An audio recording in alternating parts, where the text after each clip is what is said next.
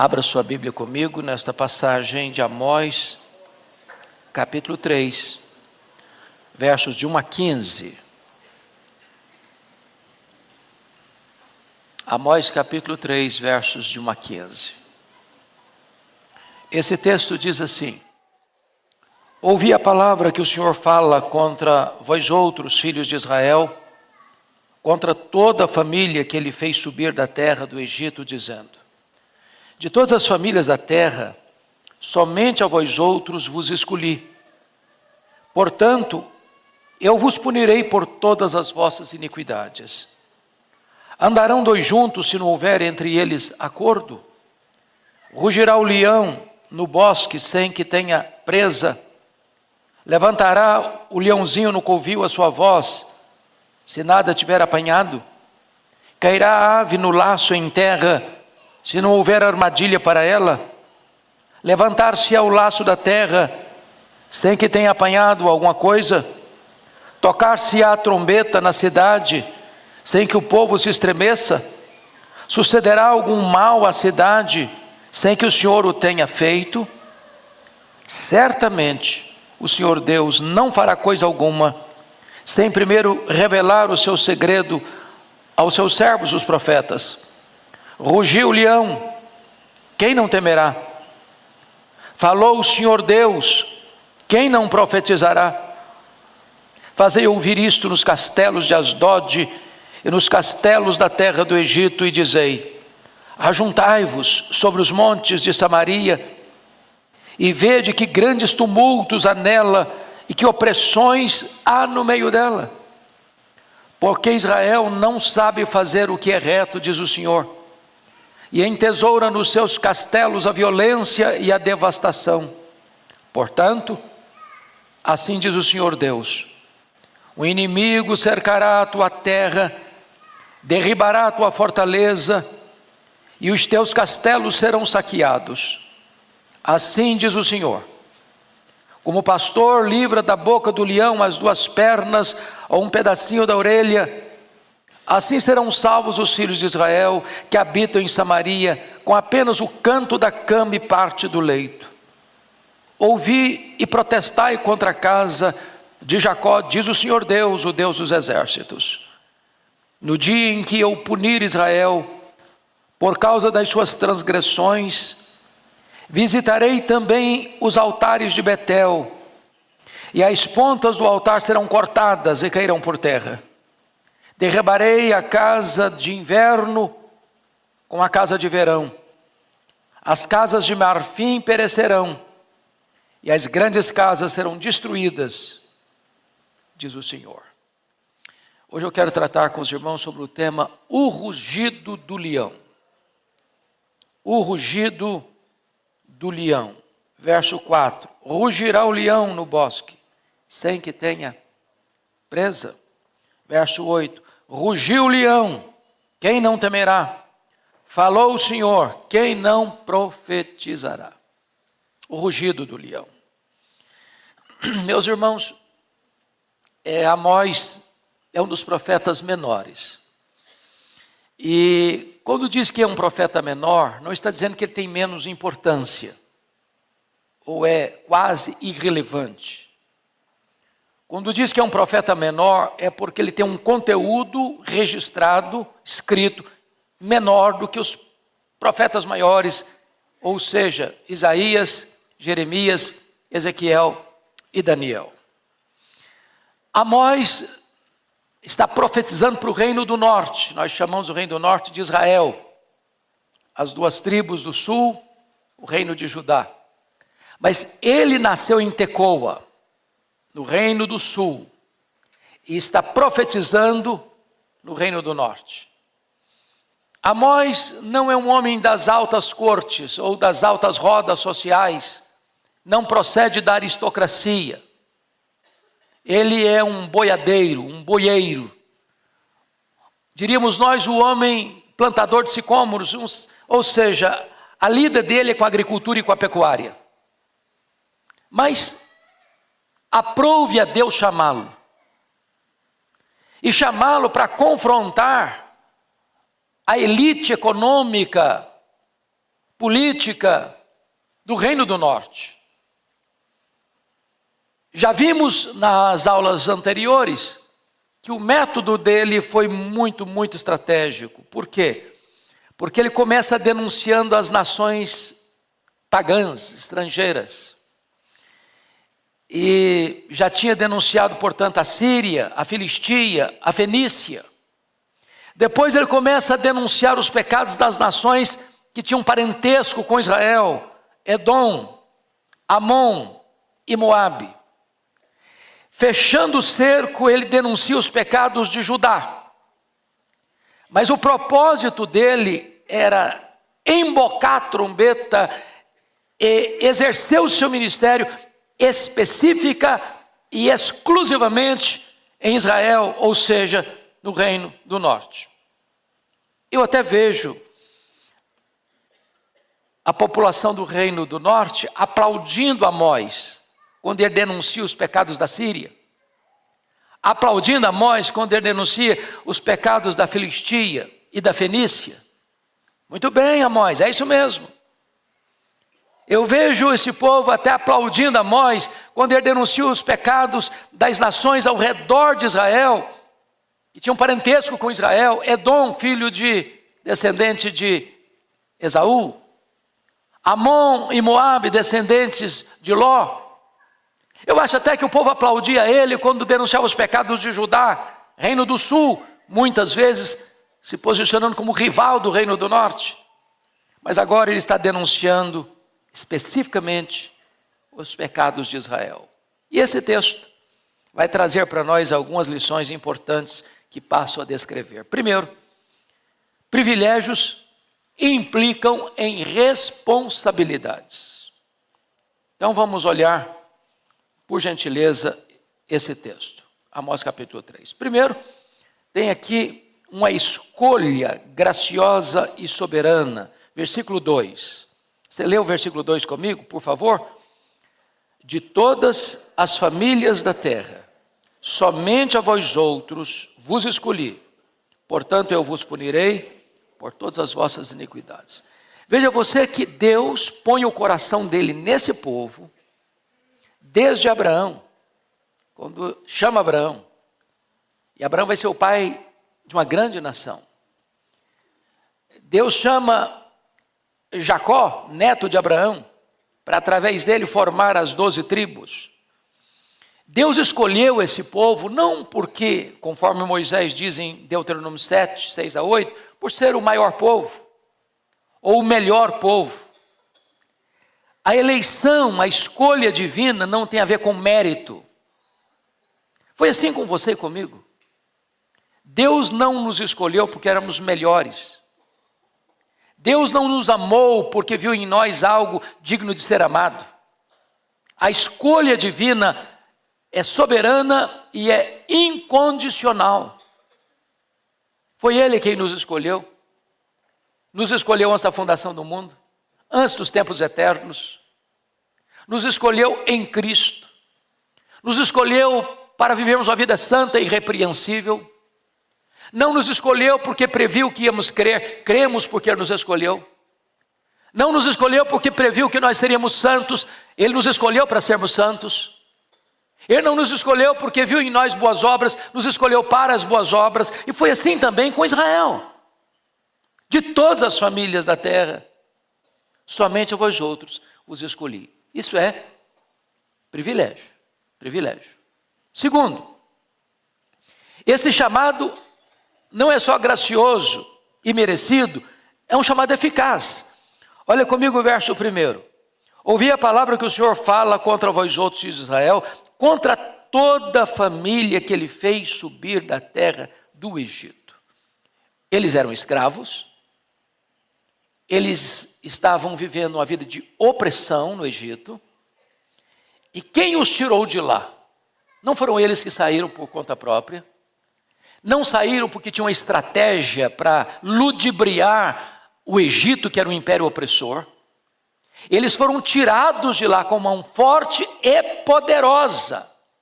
E diz o texto que contra toda a família que Ele fez subir da terra do Egito, ou seja, Deus não apenas nos escolheu, Ele soberanamente nos libertou, nos salvou, nos tirou da escravidão, do pecado, do diabo e do mundo. Não é diferente com o povo de Israel. Isso é maravilhoso, porque se você e eu estamos aqui, é porque Deus nos escolheu antes da fundação do mundo e porque Deus nos chamou com santa vocação. E quando Ele chama, a sua voz é poderosa. Quando Ele chama, Ele tira o tampão dos ouvidos, Ele tira a venda dos olhos, Ele muda as disposições do coração. Terceiro, esse chamado é um chamado exclusivo, porque você vai notar comigo no verso 2, parte A, de todas as famílias da terra, somente a vós outros vos escolhi. Talvez você pergunte, por que Deus escolheu Israel? Ou, talvez melhor ainda, por que Deus escolheu você? Se nós estamos na perfeita sanidade mental, precisamos concluir que Deus não nos chamou porque nós tínhamos méritos para sermos chamados. Só uma pessoa que não está na sua perfeita sanidade, olha para si e diz, eu sou uma pessoa maravilhosa. Deus não podia errar no ponto e não me escolher. Porque eu sou fantástico. Eu sou a obra-prima da beleza e da perfeição. Se nós estamos de fato sabendo que nós somos, só podemos dizer, ai de mim, Senhor, ai de mim.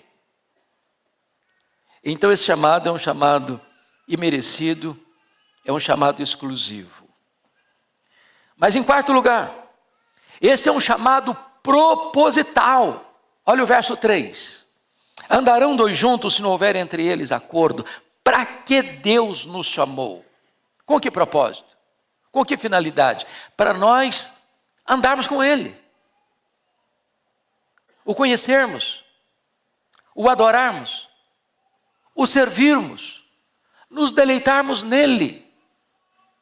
Aliás, o que é vida eterna? Conforme Jesus definiu em João 17,3.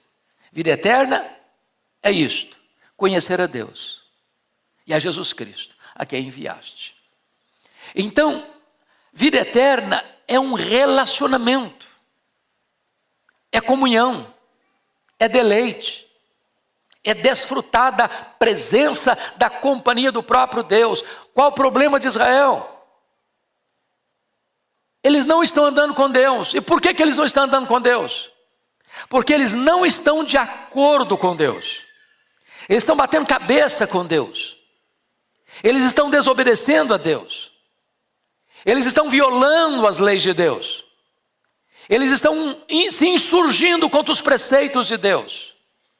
Eles estão se rebelando contra a vontade de Deus. E a pergunta de Deus é retórica: andarão dois juntos se não houver entre eles acordo? É muito comum você usar esse versículo para casamento, né? Andarão dois juntos se não houver entre eles acordo? A gente pode até usar, mas primariamente, substancialmente, prioritariamente, essa é uma pergunta retórica de Deus para você e para mim, dizer o seguinte: não dá para andar com você se você não quer cumprir os princípios que eu estabeleci para você ter comunhão comigo.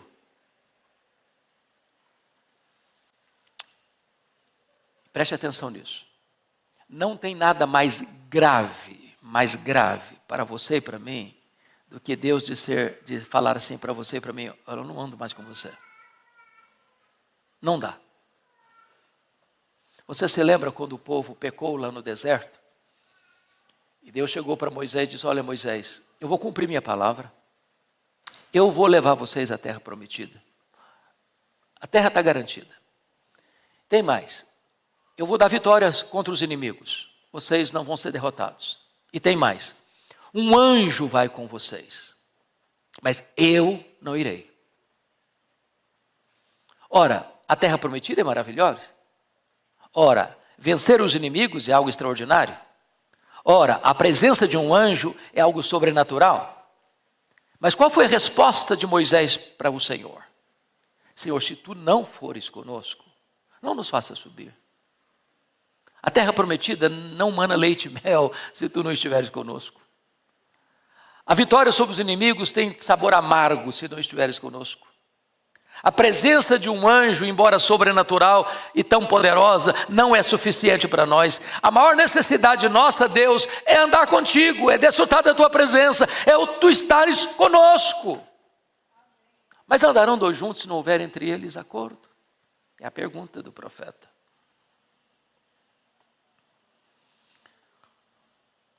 Israel estava vivendo em pecado.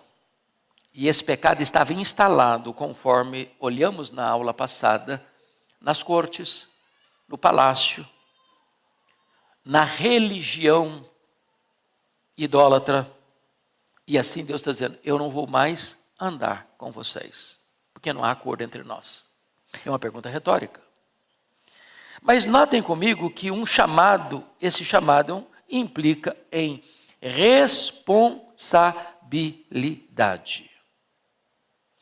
Porque o texto vai nos mostrar, no versículo 2, de todas as famílias da terra, somente a vós outros vos escolhi, portanto, olha o portanto, olha a consequência, portanto, eu vos punirei por todas as vossas iniquidades. Então, pegando o tema que nós demos, o título que nós demos aqui, privilégios implica em quê? Em responsabilidade. Quanto maior é o privilégio, maior a responsabilidade. De todas as famílias da terra, escolhi só vocês. Então vocês têm uma responsabilidade muito maior que as outras famílias da terra. Disse na aula passada que os pecados do povo de Deus são mais graves, são mais hipócritas e são mais danosos do que os pecados dos outros. Por quê? Mais graves porque o povo de Deus peca contra o maior conhecimento. Mais hipócritas porque o povo de Deus convoca os outros a conhecerem a Deus quando eles não estão andando com Deus. E mais danosos porque quando o povo de Deus cai, mais pessoas são atingidas. Aqui está o ponto. Mas vamos ao segundo ponto da mensagem da exposição.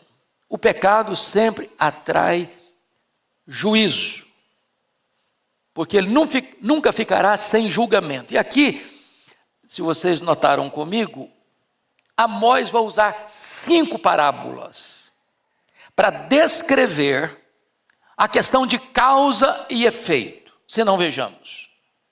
Verso 4. Rugirá o leão no bosque, sem que tenha presa. Primeira parábola.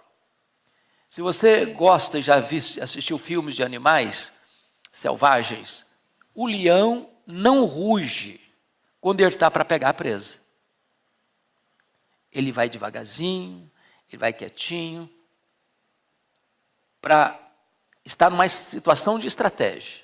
E aí ele salta sobre a presa e ruge. Ou ele ruge para espantar a presa, para sair da sua toca, e você já percebeu isso, quando tem uma manada, por exemplo, ele ruge para que se espalhem, e aquela que sai sozinha, ele vai atrás. Tem mais força, às vezes tem mais velocidade, e captura a presa.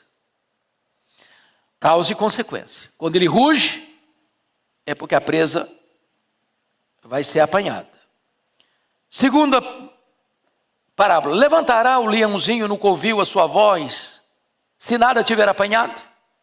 Ou seja, quando o leãozinho lá na cova espera a caça, espera a presa que a mãe caçou. Aliás, nota de rodapé, quem caça via de regra não é o leão, né? É a leoa. O leão mais para pose, mais para foto. Você percebeu que hoje todo mundo está usando foto de leão? Acho que 80% dos gabinetes pastorais que eu visito hoje tem um leão na foto, lá na parede. Fica bonito, né? Na foto fica muito bonito. Mas quando o leãozinho ruge, é porque a mãe trouxe para ele o quê? O alimento, a presa. Então ele ruge, depois que a presa já foi apanhada. Olha a outra figura. Versículo 5. Cairá a ave no laço em terra, se não houver armadilha para ela? Ou seja, tem que ter armadilha. Entenda a armadilha? A ave chega e cai na armadilha.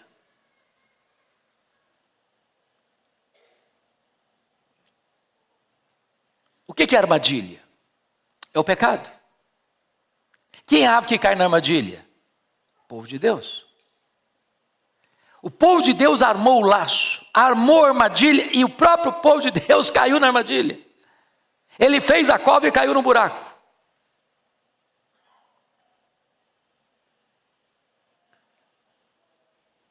Outra causa e consequência: levantar-se ao laço da terra sem que tenha apanhado alguma coisa, porque arma o laço. A presa chegou, o laço sobe, prende a presa, ela está capturada, está dominada. Causa e efeito. Outro efeito, versículo 6. Causa e efeito: tocar-se a trombeta na cidade sem que o povo se estremeça. Ou seja, a trombeta era um instrumento de convocação do povo, ou alerta do povo, na iminência de um ataque, de um inimigo, de uma situação trágica, de um perigo mortal. Então tocava a trombeta, o povo começava a tremer. Uma situação muito grave estava para acontecer. Ou a última que ele menciona: sucederá algum mal à cidade sem que o Senhor tenha feito? Ou seja, preste atenção que isso aqui não é mal moral, isso é mal circunstancial, isso é disciplina de Deus.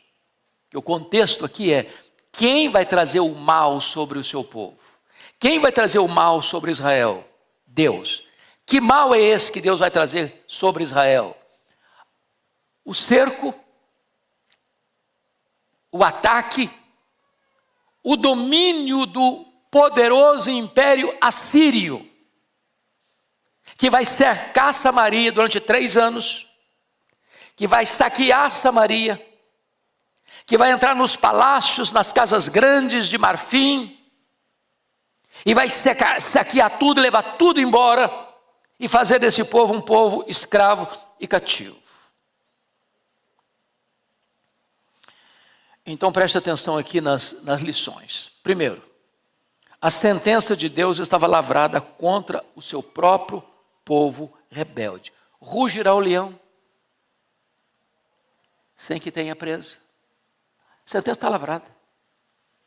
O leão rugiu. Se o leão rugiu, é porque a presa já foi pega, já foi apanhada. Segundo, o povo de Deus cai no laço do seu próprio pecado. Porque cairá ave no laço em terra, se não houver armadilha para ela. A armadilha foi montada pelo próprio povo de Deus para pegar a si mesmo. Isso é o pecado é um embuste, é um engodo, é uma farsa. O que o pecado promete? Prazer. O que ele entrega? Desgosto. O que o pecado promete? Alegria. O que ele entrega? Tristeza. O que o pecado promete? Liberdade. Sou dono do meu nariz. Ninguém impõe uma limitação à minha vida. O que ele entrega? Prisão. Escravidão. O que o pecado promete? Vida. Curtir todas as taças dos prazeres. O que ele entrega? Morte. Então o povo de Deus cai no laço do seu próprio pecado. Terceiro, a proclamação do juízo de Deus é vista aqui como um verdadeiro terremoto. Veja o versículo 6 comigo. Tocar-se a trombeta na cidade sem que o povo se estremeça. A ideia aqui é de terremoto. E se você perceber lá no capítulo 1, no versículo 1 mesmo, já fala que a profecia foi dada 2 anos antes do terremoto. Que terremoto? Terremoto é um abalo sísmico. As placas tectônicas se mexem. Tudo que é sólido começa a balançar. Tudo que é consolidado começa a mexer. E o que Deus está dizendo que a estabilidade do povo, e vale destacar que quem está governando Israel agora é Jeroboão II. 41 anos, o rei que mais governou em Samaria, está vivendo o tempo áureo da prosperidade, vivendo o tempo áureo da economia, vivendo o tempo áureo da paz nas fronteiras e do crescimento econômico dentro das fronteiras. Eles não podiam imaginar que alguma coisa terrível acontecesse com eles. Estavam muito bem na fita, muito bem no conceito internacional, muito bem no conceito interno, mas Deus, ao tocar a trombeta, um terremoto ia acontecer, a estabilidade ia acabar, a paz iria desaparecer, a crise iria ser instalada. Aliás, conforme o versículo 15, nada ia ficar de pé.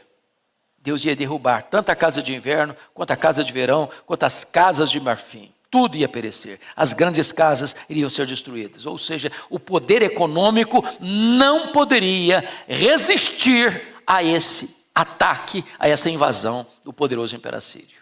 Mas, quarto lugar, o juízo contra o pecado é acionado pelo próprio Deus. Olha o versículo 6, a parte B. Sucederá algum mal à cidade sem que o Senhor o tenha feito?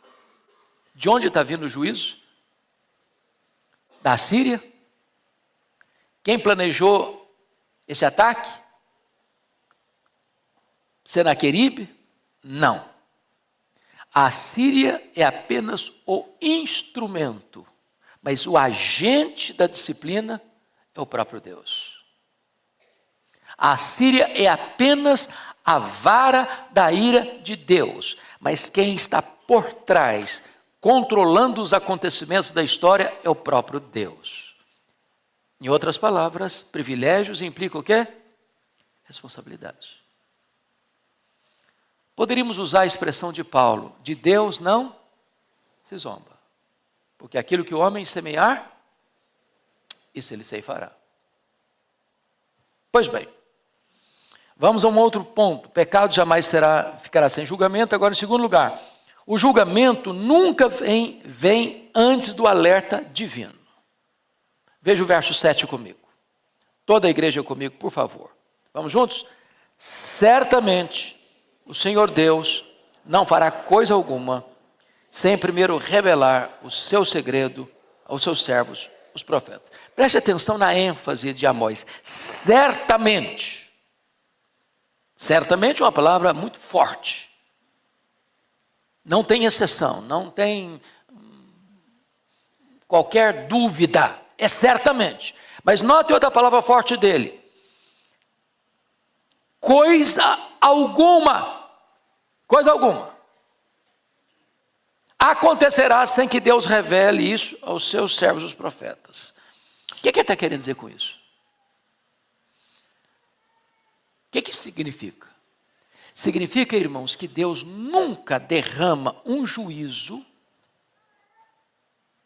sem antes alertar.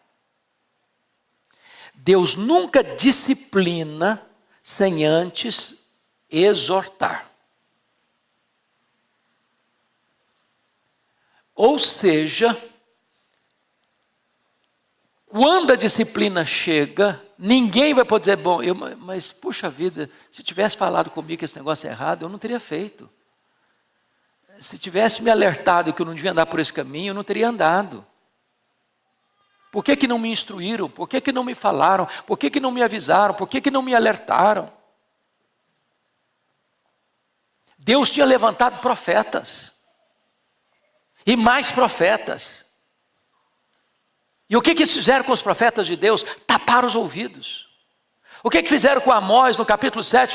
Vai embora daqui, profeta. Vai lá para a sua terra. Lá você profetiza. Aqui não. Aqui é o templo do rei. Aqui é o templo do reino. Cala a boca. Não fala mais conosco. Nós não queremos ouvir sua voz.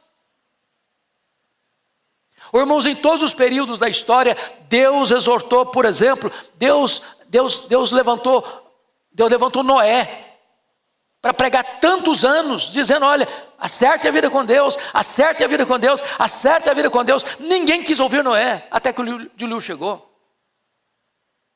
Deus alertou Abraão acerca da destruição de Sodoma e Gomorra, e é por isso que ele ora para que o seu sobrinho e a sua família sejam poupadas. Deus alertou José acerca de uma grande fome mundial que poderia dizimar a população, e Deus levanta esse moço para ser um instrumento nas suas mãos.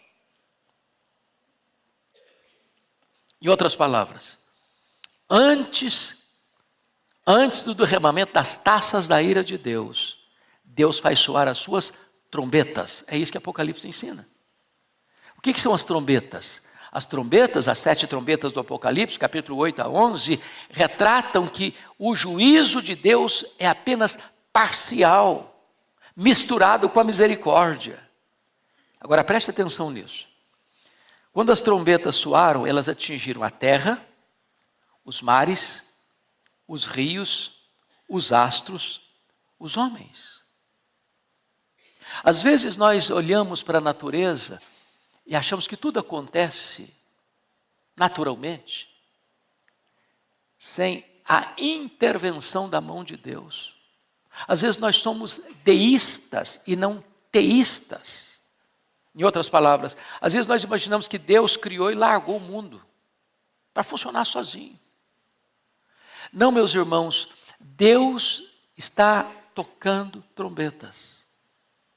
Quando os fenômenos acontecem nos mares, nos tsunamis da vida, nos rios, nas enchentes e inundações, quando Deus fere a terra com seca ou com enchentes, quando os astros revelam situações que trazem consequências danosas para os homens, quando você vê a turbulência das nações e os homens em perplexidade, são trombetas de Deus, avisando aos homens: arrependam-se, arrependam-se, arrependam-se. Se os homens taparem os ouvidos a essa trombeta, o que virá são as taças do juízo. Aí não tem mais escapatória. Trocando em miúdos ou usando outras palavras, o rugido do leão ecoa em cada página da Bíblia. Alertas de Deus. Mas em terceiro lugar, o pecado nunca fica escondido. Veja comigo o verso 9 e 10. Primeiramente, quando o povo de Deus peca, até os pagãos ficam escandalizados. Olha o verso 9, leia comigo o verso 9.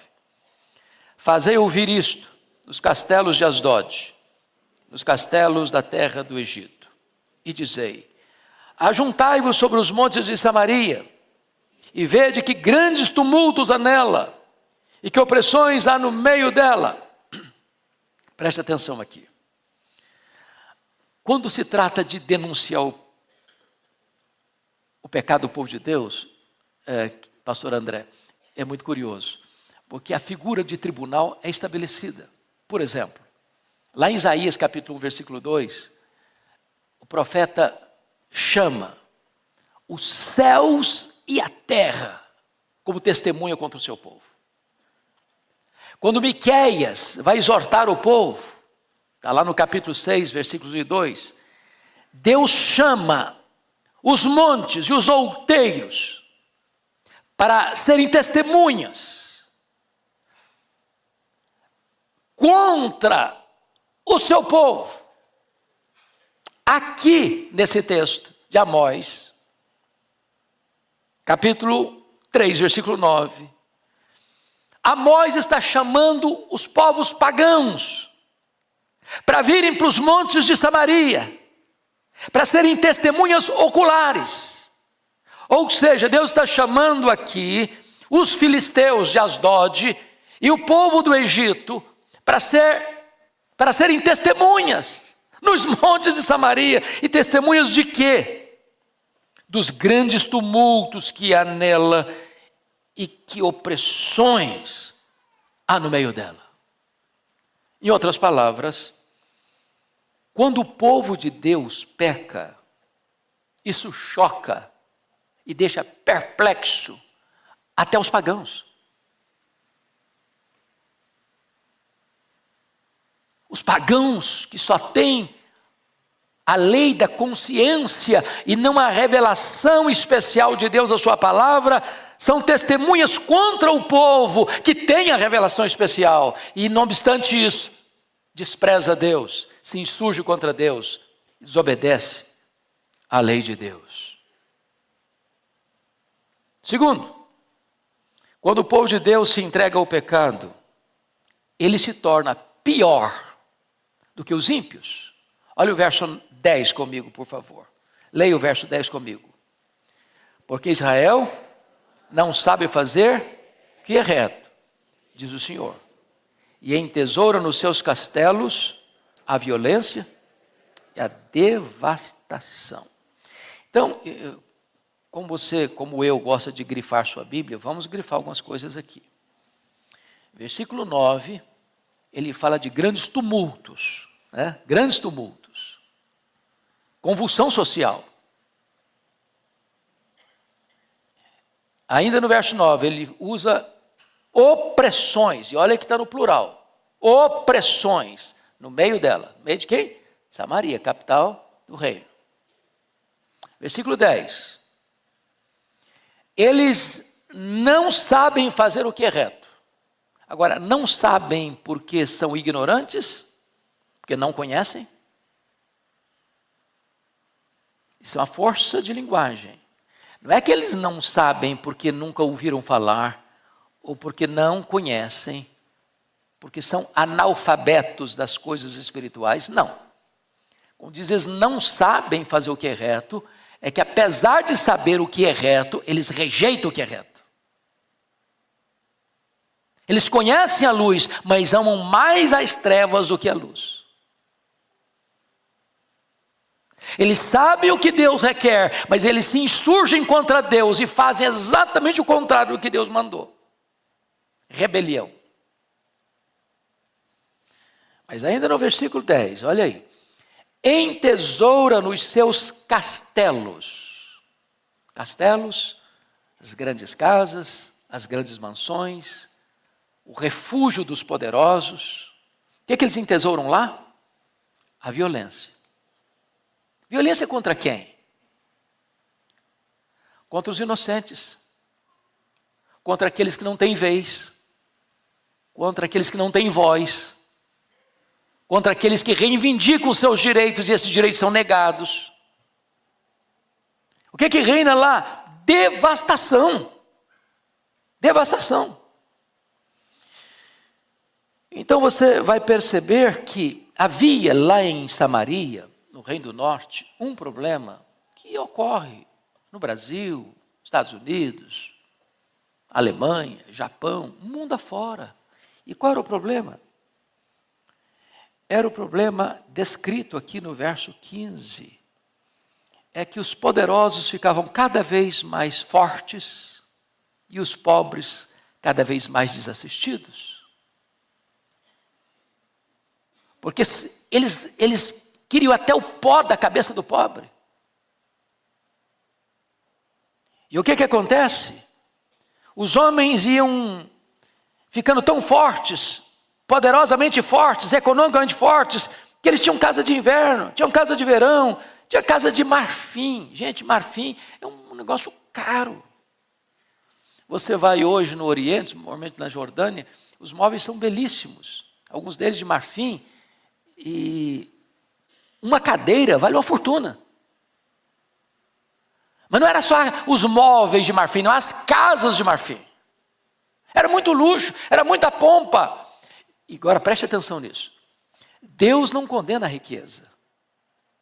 A riqueza não é pecado. A riqueza é uma dádiva de Deus. É Deus que fortalece as nossas mãos para adquirirmos riquezas. Riquezas e glórias vêm de ti. A riqueza, fruto do trabalho honesto, fruto da bênção de Deus, é uma dádiva divina, porque o projeto de Deus em tornar uns ricos é para que eles possam ser generosos em dar, diz o apóstolo Paulo. Generosos, em boas obras. Mas qual era o problema lá em Samaria? É que esses ricos estavam entesourando recursos, dinheiro, fortunas, propriedades, as mais luxuosas, as mais caras, as mais requintadas, mas em detrimento de um povo oprimido, pobre, miserável, que estava sendo explorado, sugado, draconianamente falando. Era injustiça social. E a injustiça social é uma realidade aqui no Brasil. Quando você percebe, por exemplo, a questão da corrupção galopante na política, às vezes a gente não percebe isso. Mas rodando por aí, todos nós temos ciência disso, você escuta que dificilmente se ganha uma licitação sem que haja propina.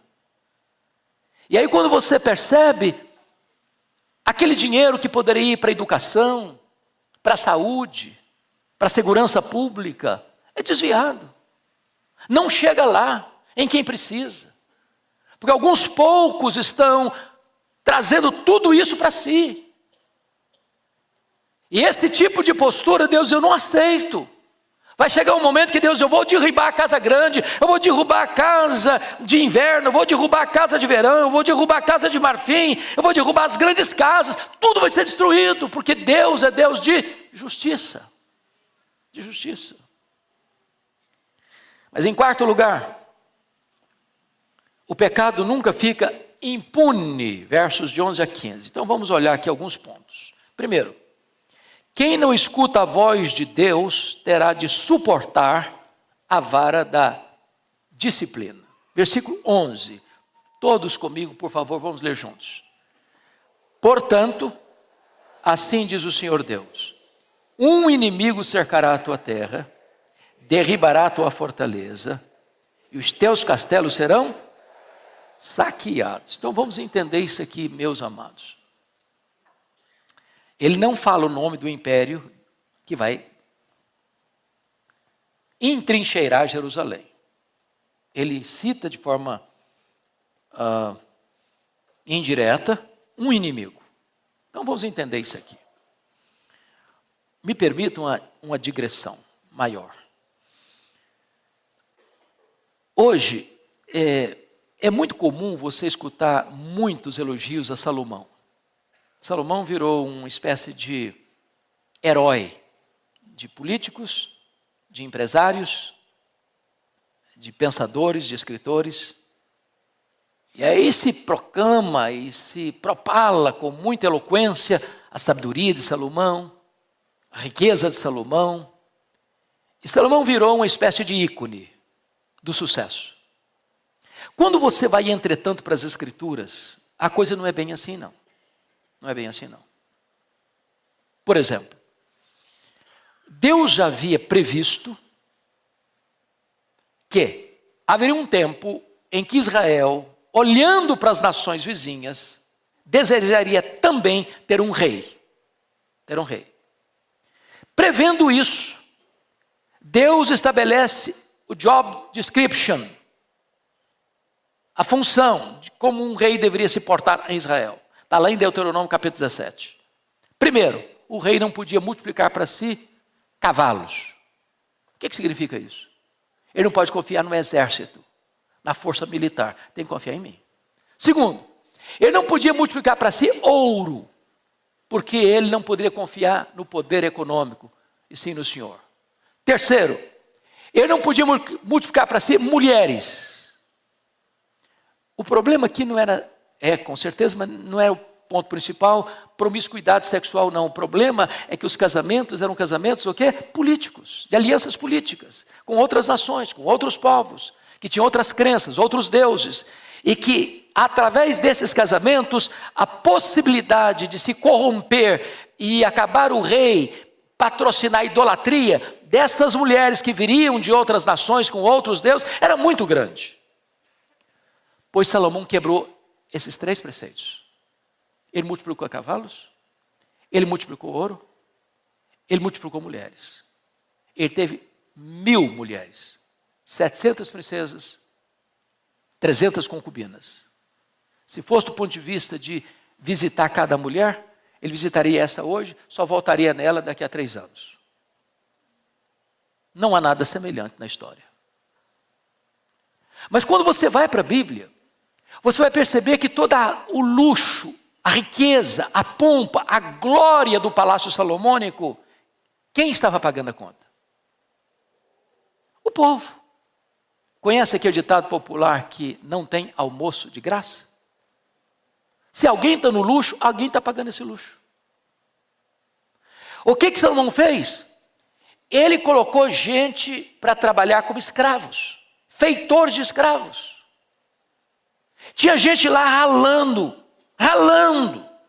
Para quê? Para pagar a conta do luxo do palácio. Uma frase simples: rei rico, povo pobre. Mas não foi só isso não. Chegou um momento em que Salomão começa a transigir com princípios e valores, a ponto de construir capelas para os deuses das mulheres, muitas que tinha no palácio. E capelas de frente ao templo de Jerusalém. Mas não foi isso só não. Ele mesmo passou a adorar esses falsos deuses, adorados pelas suas mulheres. Tornou-se um homem idólatra. Virou as costas para Deus. Profanou a casa de Deus. Sabe o que Deus disse para ele? Pois eu vou tomar o reino da sua mão. Eu vou dar o reino a outro. E Deus chegou a dizer quem era o cara. É o Jeroboão. Quem era o Jeroboão? Um feitor de escravo de Salomão. O cara tomava conta dos escravos que trabalhavam trabalhos forçados. O profeta Aías chegou a dizer para esse camarada: Jeroboão, olha, se você andar com Deus, Deus vai entregar nas suas mãos e Deus vai abençoar você.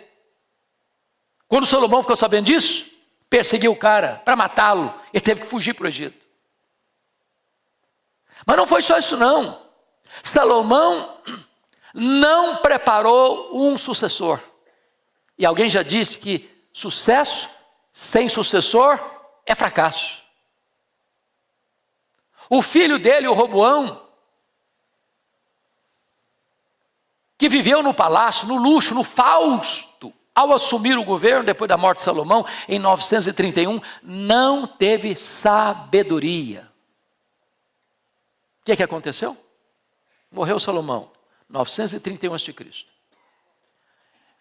Esse cidadão Jeroboão, que fugiu para o Egito, retorna rapidamente para Israel, reúne o povo, vai ao rei Roboão e diz: olha, nós temos uma reivindicação a fazer.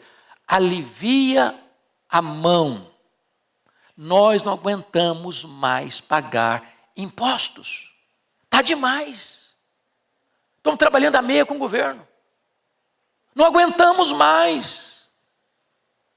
Agora, se você aliviar os tributos, os impostos que nos oprimem, nós prometemos a você, rei Roboão, que vamos ser leais a você.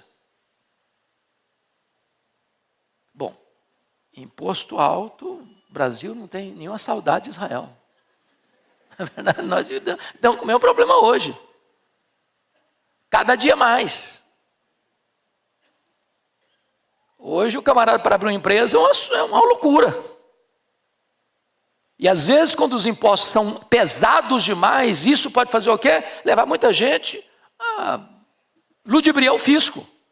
Arranjar um outro jeitinho.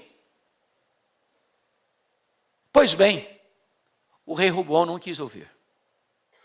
Não, se vocês acham que eu vou aliviar a carga de vocês, a carga tributária, vocês estão muito enganados e usam uma figura de linguagem. O meu dedo mínimo é mais pesado que o braço do meu pai. E eu vou botar chicote em cima de vocês. O que aconteceu? Sob a liderança cismática de Jeroboão I, 10 das 12 tribos romperam com a dinastia davídica e formaram um reino, chamado Reino de Israel, que durou 209 anos, de 931 a 722. Esse reino teve 19 reis, 8 famílias diferentes, 8 dinastias diferentes governando. Nenhum desses reis andou com Deus. E eu pergunto a vocês, onde nasceu o reino rebelde de Israel? Na casa de Salomão. Na casa de Salomão. A tragédia de Israel nasceu dentro da casa de Salomão.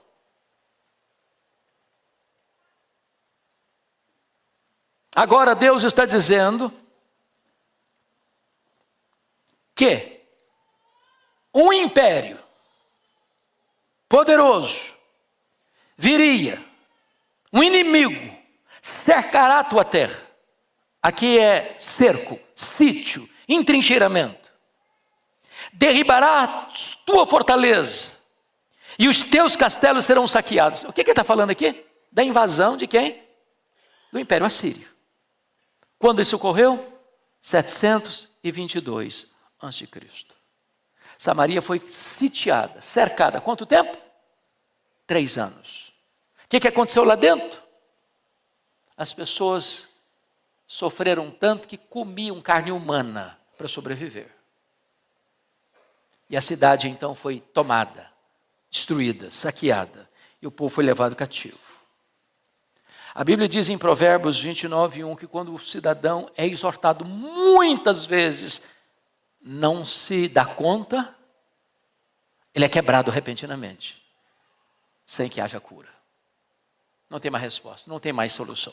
Isso está acontecendo aqui.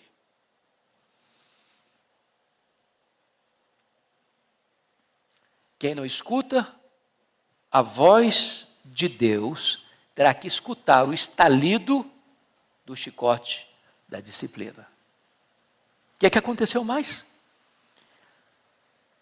Esse povo restante que ficou em Samaria, porque você não leva literalmente 100% das pessoas, os que ficaram, por estratégia, o rei Sargão II traz outros povos para cá.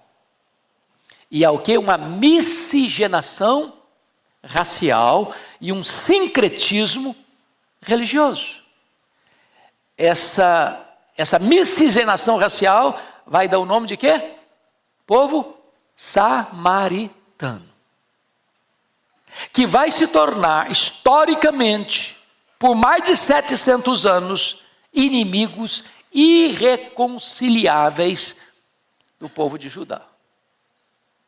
Até o ponto de Jesus vir e a mulher samaritana questioná-lo: como pedes a mim de beber, sendo tu judeu e eu samaritana? Em outras palavras, não sabe que nós somos inimigos? O que é que derrubou essa parede de inimizade? O Evangelho de Jesus Cristo. O Evangelho de Jesus Cristo.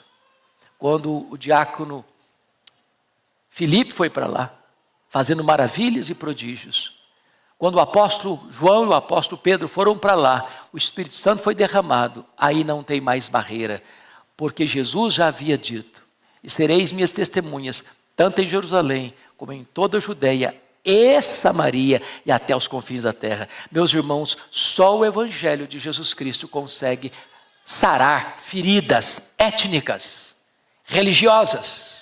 Só o Evangelho de Jesus Cristo pode reconstruir o que o pecado destruiu. Só a graça de Deus pode fazer transformações e mudanças na vida do ser humano. Voltando ao texto de Amós. Segundo lugar, Deus é o agente do julgamento do seu povo. Por favor, confira comigo o verso 14 e 15. Toda a igreja lendo comigo. Vamos juntos? No dia em que eu punir Israel, por causa das suas transgressões, visitarei também os altares de Betel, e as pontas do altar serão cortadas e cairão por terra. Derribarei a casa de inverno, ou a casa de verão. As casas de marfim perecerão, e as grandes casas serão destruídas, diz o Senhor. Chama a sua atenção para 3 verbos que estão aí, no verso 14 e 15, para mostrar que o agente do julgamento é o próprio Deus. Verso 14, eu punirei. Verso 14, eu visitarei. Verso 15, eu derrubarei. Quem está fazendo isso? Deus. Quem é o agente do juízo? Deus. Então vamos entender uma coisa importante. Qual foi o império que cercou Samaria mesmo? Império Assírio. Quem foi o agente desse juízo? Não foi o Império Assírio. Foi Deus. O Império Assírio só cerca e só toma Samaria porque Deus entregou Samaria. Quando você vai para Daniel capítulo 1, Nabucodonosor cerca Jerusalém em 606, depois em 596, depois toma a cidade em 586. Mas no primeiro cerco, em 606, está escrito lá que Deus entregou os vasos do templo. Não foi o poder militar da Babilônia, não, foi Deus que entregou. Deus é o agente do juízo. Ele é o agente da graça e é o agente do juízo. E quando Deus se levanta, quando o leão ruge, aí não tem mais jeito. A disciplina chega. A disciplina chega. Terceiro, o julgamento de Deus perscrutará todas as áreas da nação. Primeiro, Deus julgou a vida moral da nação. Versículo 11. Portanto, assim diz o Senhor, um inimigo cercará a tua terra e derrubará a tua fortaleza, e os teus castelos serão saqueados. Esse portanto tem a ver com os versos 9 e 10, os tumultos, as opressões, o entesouramento nos castelos, da violência e da devastação. Portanto, ou seja, Deus está punindo os pecados de opressão, os pecados morais, econômicos, que o povo está fazendo com aqueles que não tem como encontrarem solução. E aí você vai ver que os reis eram maus, os ricos eram avarentos, as mulheres fúteis. Só para você dar um spoilerzinho do próximo domingo. Versículo 4, capítulo 4, verso 1. Ouvi esta palavra, vacas de Bazã, que estáis no monte de Samaria, oprimis os pobres, esmagais os necessitados, e dizeis a vosso marido, dai cá e bebamos. Ou seja, até as mulheres. Alguém já disse, vou falar em voz baixa, porque tem mulher no auditório. Dizem que quando as mulheres se corrompem, é porque a situação já está no fundo do poço. Elas são guardiãs de princípios. É verdade. Já perceberam isso? Hoje, gente, quem segura a ponta, via de regra hoje, em muitas famílias, é a mulher. O cara sai de casa, deixa a mulher com 4 filhos pequenos, e não paga um centavo de pensão, e desaparece, e a mulher, heroína, segura as pontas. Mas as mulheres lá em Samaria, elas induziam os maridos respectivos. Não, toma o que você puder.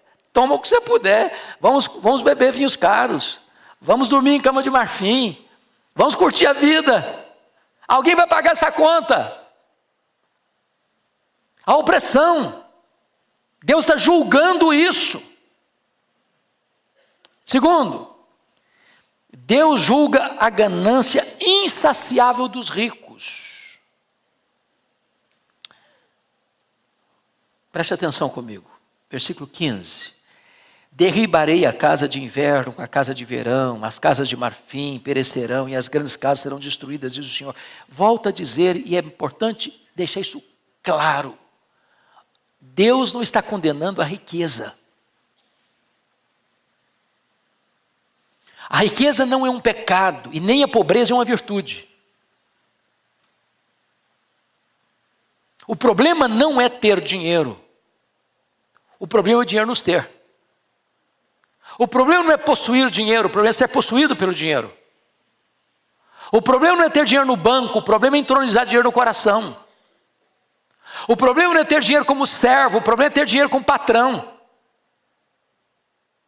O que Deus está condenando aqui não é o fato do cara ser rico. É possível uma pessoa ser rica e viver uma vida honesta, digna, bonita, ser uma bênção, um benfeitor da humanidade, uma pessoa generosa em dar, em repartir. A Bíblia elogia isso. Nós temos grandes homens de Deus ricos na Bíblia. Abraão foi rico, Isaac foi rico, Jacó foi rico.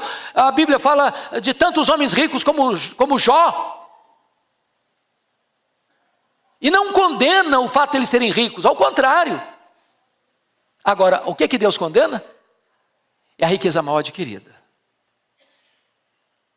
É o dinheiro que entra na conta sem ser dinheiro limpo. É o dinheiro que é fruto da exploração, da opressão, da injustiça. É isso que está acontecendo aqui. Deus julga a ganância insaciável dos ricos. Agora notem comigo, o versículo 12 é complicado de interpretar. E está escrito assim: assim diz o Senhor, como o pastor livra da boca do leão as duas pernas ou um pedacinho da orelha, assim serão salvos os filhos de Israel que habitam em Samaria com apenas o canto da cama e parte do leito. Isso aqui é uma prática que existia conforme Êxodo 22:13, o cara que era pastor, né? Você é pastor, às vezes você está cuidando de um rebanho que não é seu, você é contratado para cuidar de um rebanho, e aí você tem que chegar para o patrão e falar: olha, um leão comeu uma ovelha sua. E aí o dono do rebanho pergunta: mas que prova você me dá que foi o leão que comeu? Não foi você que roubou? Então o camarada tinha que pegar o que sobrou da carcaça e levar para o dono do rebanho. Olha, a evidência está aqui. A evidência está aqui. Está na lei de Deus isso. Para não ter motivo de mentira, de falcatrua, do cara roubar e dar uma desculpa esfarrapada. Lembra quando o relatório de Jacó deu para o Labão, quando o Labão começou a perseguir o Jacó? Falou: eu trabalhei para você 20 anos, cara. Você mudou meu salário mais de 10 vezes. Eu nunca comi um cabrito do rebanho, nunca. Quando um animal seu era arrebatado, eu tinha que pagar. O contexto aqui, irmãos, é que a situação era tão grave, é que o leão já tinha rugido, o leão já tinha pegado a presa,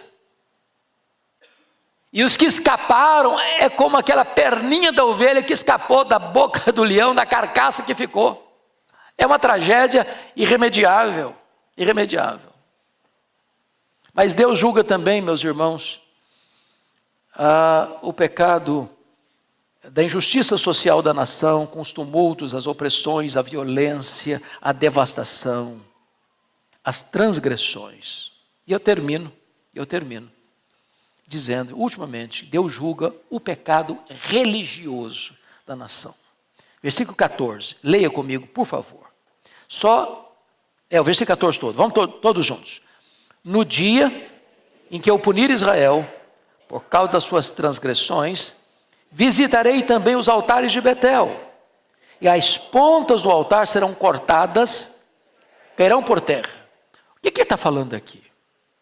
Lembram, por favor, de 931 a.C., quando Jeroboão I, rompendo com a dinastia davídica, forma um reino cismático, com as 10 tribos do norte. Qual foi a conclusão dele? Se o meu povo voltar lá para Jerusalém, para adorar lá no templo de Jerusalém, que era a sede religiosa da nação, o meu povo vai me abandonar, depois vai me matar, e eu vou perder o meu reino. O que ele fez? Estabeleceu novos lugares de adoração. Dan, lá no norte, Betel lá no sul. O que ele fez? Construiu bezerros de ouro, outros deuses, com outros sacerdotes, com outro estilo de culto, pervertendo a religião. E o que é Betel agora? Betel não tem nada a ver mais com a experiência de Jacó, casa de Deus, porta do céu. Betel agora é um centro de idolatria. Betel é um local onde as pessoas iam adorar um bezerro de ouro. Betel era uma abominação para Deus. E Deus está dizendo o seguinte: quando esse império vier, não só o poder econômico, não só o poder político, não só o poder social, não só a sociedade vai entrar em colapso, mas a religião também vai entrar em colapso. Betel vai ser destruído. E aí tem uma expressão aqui que precisa ser entendida por todos nós. Não só os altares vão ser visitados pela ira de Deus, mas as pontas do altar serão cortadas e cairão por terra. O que é a ponta do altar? Você se lembra quando o Adonias se declarou rei, com seu pai vivo ainda, querendo dar uma rasteira no pai, e contrariar a vontade do pai, que era instituir e estabelecer Salomão como rei, e não ele, Adonias? E a coisa se reverteu, e agora Salomão é coroado, e agora ele percebe que vai ser morto pelo irmão. Para onde o Adonias corre? Para o altar. Segurando o quê? Nas pontas do altar. Porque o entendimento é, ninguém pode ser morto segurando nas pontas do altar. O que aconteceu? Salomão disse, não, você pode ir para casa, mas fica lá. Prisão domiciliar, não vai sair não. Se você fizer o bem, eu nunca vou incomodar você. Ele fez errado. Salomão mandou matá-lo. Não foi isso que aconteceu com Joabe, o grande comandante? Davi falou, meu filho, cuidado com esse cara é perigoso. Eu não consegui lidar com ele, mas você precisa lidar. Aí quando Joabe percebeu que ele ia ser morto, correu lá para as pontas do altar, agarrou lá. Quando Deus diz, eu vou cortar a ponta do altar, está dizendo o seguinte, não tem refúgio, não tem saída, não tem lugar seguro para você quando eu visitar este povo com a minha disciplina. Então, até Betel para você cair. Não só as casas grandes, não só os palácios, não só os castelos, mas a religião também vai entrar em colapso quando Deus vier para disciplinar o seu povo. Eu li uma frase que me marcou muito, André, essa semana. De um dos maiores expositores bíblicos que eu conheço, Alex Motyer. Ele diz assim, onde a religião não tem poder, tudo fica sem poder. Quando a casa de Deus é derribada, nenhuma casa fica de pé. Vou repetir. Onde a religião não tem poder, tudo fica sem poder. Quando a casa de Deus é derribada, nenhuma casa fica de pé. A casa de Deus foi derribada. E todas as outras casas foram também. Em outras palavras, só existe um refúgio, irmãos, para o homem. Esse refúgio é Deus. Não há outro. Nem político, nem econômico, nem social, nem isso, nem aquilo outro. Só Deus pode ser o nosso refúgio. Corramo-nos, portanto, para ficarmos debaixo das asas do Altíssimo. E aí encontraremos um refúgio seguro e eterno. Que Deus nos abençoe. Amém. Vamos ficar em pé e vamos orar.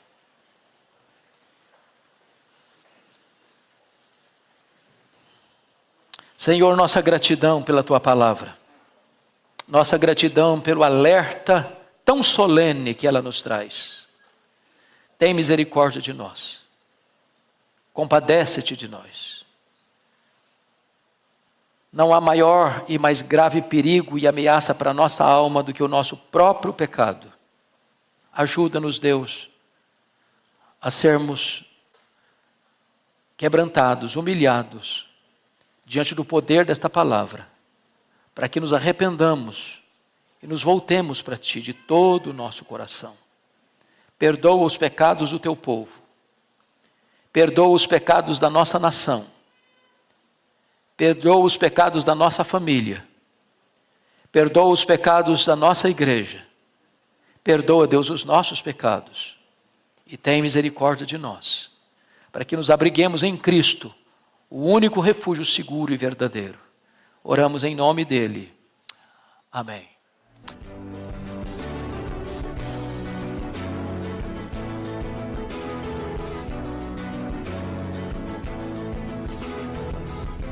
Palavra da Verdade, com Hernandes Dias Lopes.